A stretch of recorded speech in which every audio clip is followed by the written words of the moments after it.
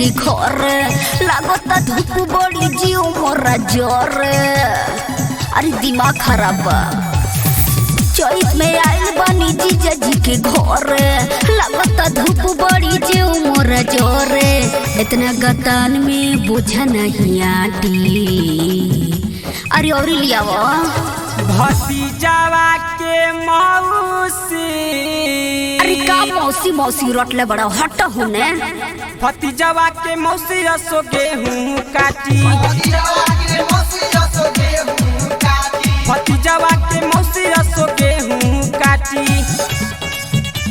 भतीजावा के मौसी रसो गेहूं काटी।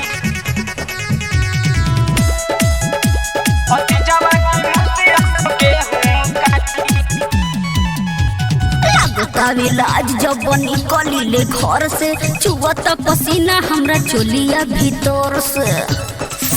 अरे का कही लागतावे लाज जब निकली ले घर से चुवत पसीना हमरा चोलिया भीतर से। बड़ी सु तार से धराइलू तू त बाड़ू ये साल के चैत में।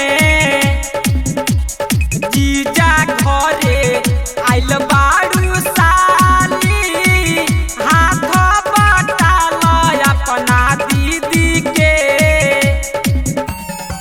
सुंदर शरीरिया में लागतावे माटी।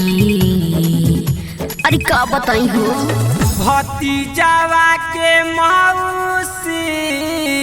हटला कि नहीं जैसे नजर के सामने से हट जा।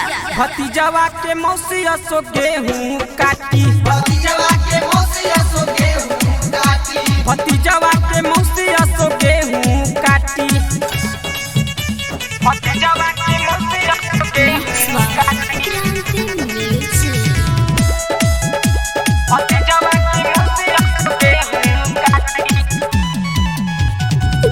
अभी देखी हई गहुआ के टुड़ावा कटनी करे के हमके नइखे अभी लुरवा।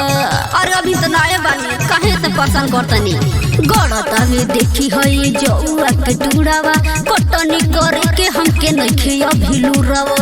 करबू नाही का तू खइबू हसुआ पकड़ल अपना हाथ में। प्रेमी आनंद उपेंदर धोवतावे बोझा अपना साथ में। रोवा मजाक में सीना से न साटी। अरे रोवा खाली मजाक के लोकल और कुछ न लोकल। भतीजावा के मौसी ढेर पोल हाई मत सब बुझता नहीं हम। भतीजावा के मौसी रसो गेहूं काटी।